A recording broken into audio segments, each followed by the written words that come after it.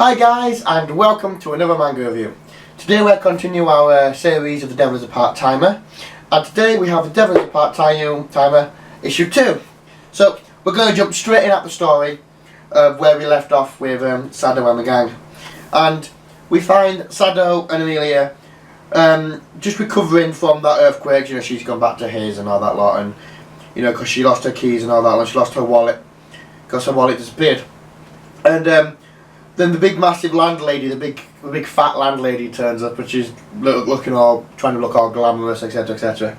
And she's like, oh, so I see you're entertaining young women now.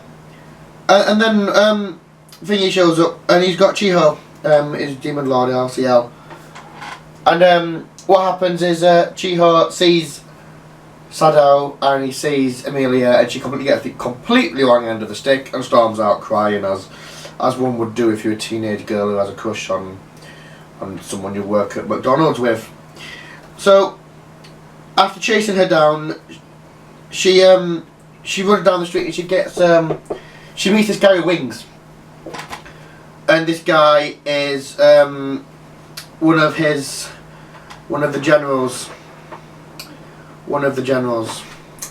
It turns out to be a demon general from Sado's time as the Demon King, and it's Lucifer. And he was one that was meant to be defeated, everyone thinks he's dead, but actually he's here now, and he's actually teamed up with someone from the church, and he's committed kind of treason against them. So he ends up kidnapping Chiho and running off with her, using her as a human shield basically. And there's a little bit of a fight scene, you know, because he's wrecking havoc in the city. He wants to bring down this big bridge interchange kind of thing so that he can create enough magic to get back. And he ends up with this Olba guy, this old guy called Olba, who is from the church, and he's actually got a gun because he's trying to save his magic for the gate.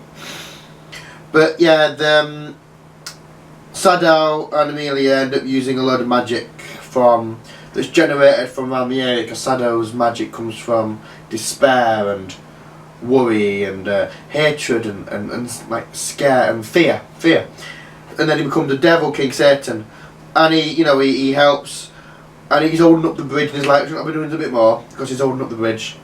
And Amelia ends up taking him on.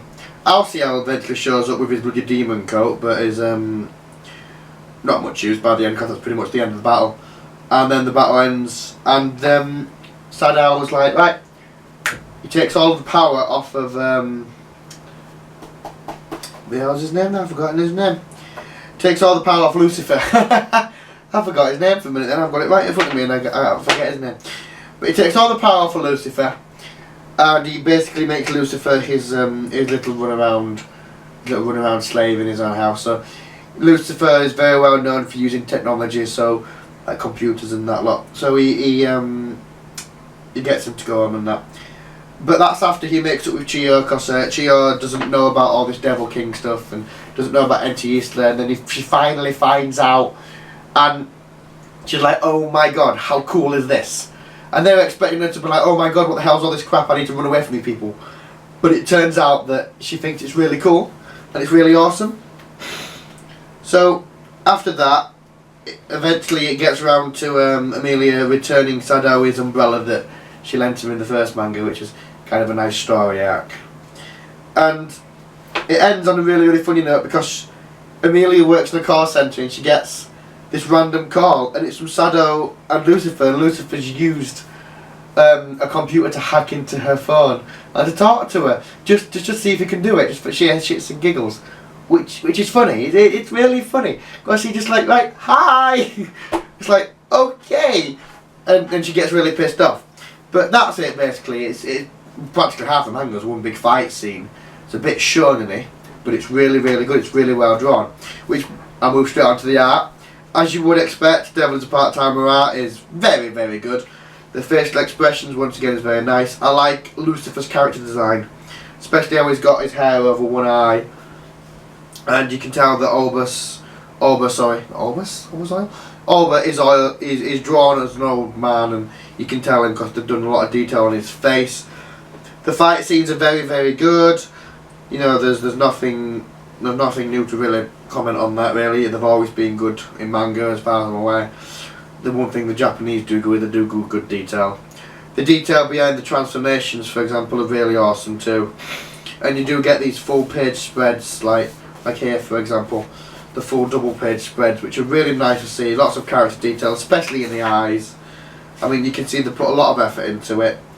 And well, the art in general is good, and I do like the art in The Devil is a Part-Timer. The you also open it up and you get, you know, front covers page with, you know, full colour in the front, and it's nice to see the characters in full colour because it gives you a contrast of what they'd look in the book. So you can see that Chiho's got this brown hair and Zado's got darkish hair, and then Alciel has this kind of musty blondie hair, and it's nice to see that. It's nice to see them in colour because you only ever see them on the cover in colour. Once again, as presentation, as you would expect from the Empress, very well done. Like I said in the first one, it's got a matte finish. It's not got a glossy finish like most mangas do, but it's more papery, and it is nice. It keeps the production cost down, but it's also really unique. But I also think that that's because it brings out the colours on the front and the pink on the side, and it's nice on the back. See, I've still got the label on actually from when I bought it in the shop, but it brings out the colours very, very well. And as for the enjoyment factor, moving swiftly on, I really did enjoy Devil is a Part-Timer Part 2. I cannot complain about it. The Devil is a Part-Timer Volume 1, which is just here, was amazing to read. In fact, I read 1 and 2 straight off the bat, straight away. I actually had to just go back and quickly reread this before doing this review to remind myself, because I've had a bit of backlog of manga for the last couple of weeks. But no, it's been good. I did enjoy it, so I would rate it 4 out of 5 stars. If you've bought the first one, just to give it a try, buy the second one. And I would also recommend, I've always recommended, if you're going to buy a manga series, buy the first 3 or buy the first 4, and you can get into it. If you look behind me, for example, I can see I've got the first 4 Death Notes because I was experimenting with them. I'm not sure about getting into the Death Note series when I first bought it, and then I read it and I can't put the bloody thing down. Same with Dead Man Wonderland.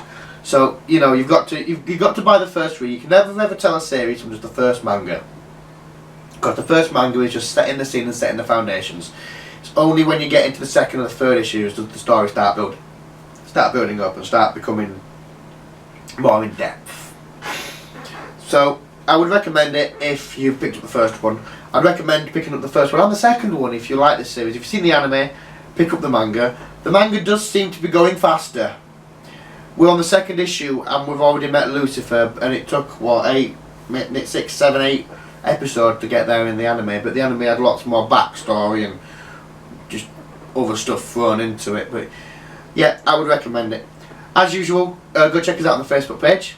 Subscribe, like and comment for more. Obviously, subscribe. You know, let me know what you want to do, what you want to see, what I should get in, etc. And stay tuned for more videos. Should be more coming up soon. So let's see what happens. Right. Well, that's me. I'll see you later, guys, and have a good day.